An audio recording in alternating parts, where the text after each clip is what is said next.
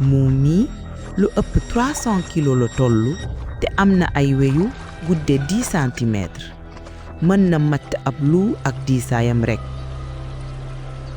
njabootu urs yi ñu ngi yeggali li des ci ab rëbb ci lu yi xiif yàpp bi ñu yàq xewu reer la ci ñoom fokk ci kanamu urs yi lu garaaw la waaye lu bu góor bi jiite mbooloo mi xam na ne njaboot gi soxla nañ yàpp ngir ñu dund. pare na ngir teg bakkanam ci balance bi mu rëccu ci lu tuuti.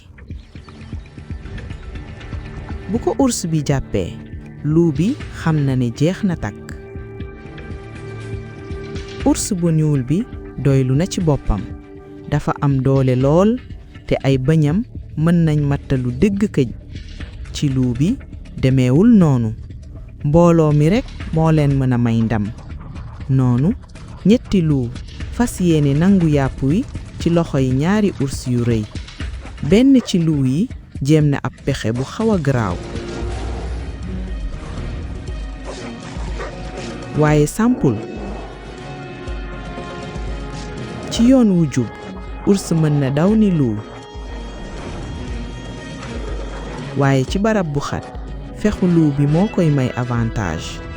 ñetti sàcc yi boole nañ seen doole ngir fëxal urs yi rëy yi.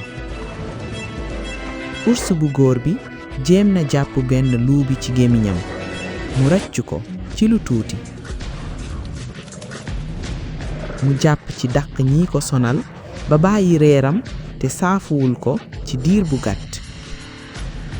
lii rekk la lu yi doon xaar ngir jëf. jëf ju njëkk ji jàll na. ñaareel bi itam.